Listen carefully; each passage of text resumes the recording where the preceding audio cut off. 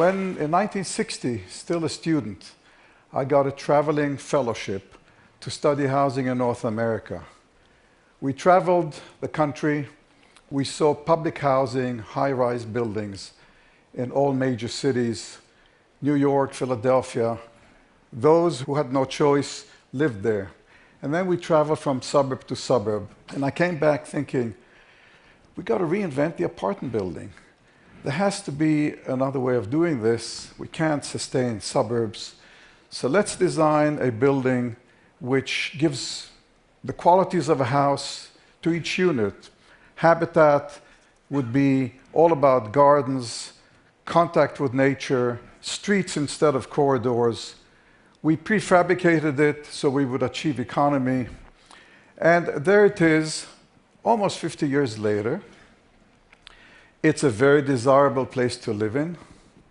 It's now a heritage building, but it did not proliferate.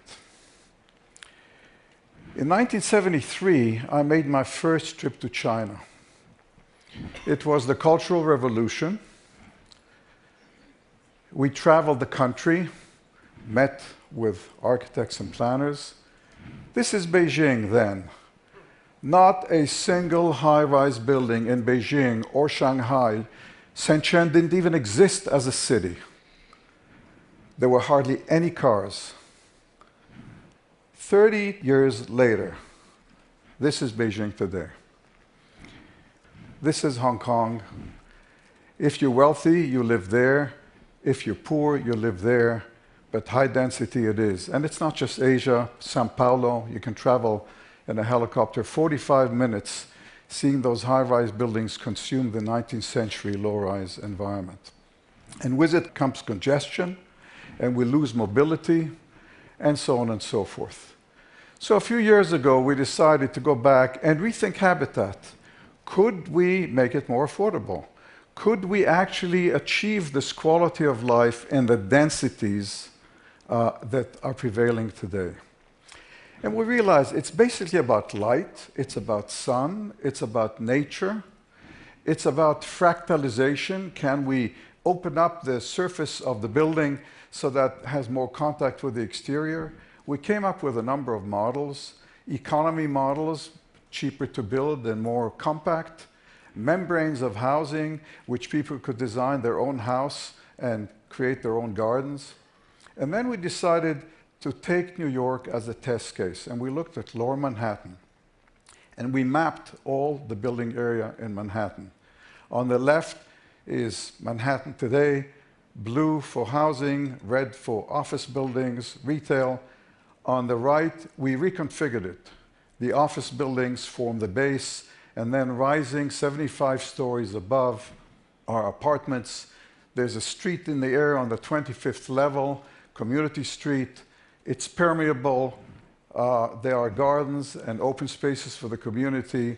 Almost every unit with its own private garden and community space all around. And most important, permeable, open. It does not form a wall or an obstruction in the city, and light permeates everywhere. And in the last 2-3 years, we've actually been, for the first time, realizing the quality of life of habitat in real-life projects across Asia. This is Qinghuandao in China, middle-income housing, where there is a bylaw that every apartment must receive 3 hours of sunlight. That's measured in the winter solstice.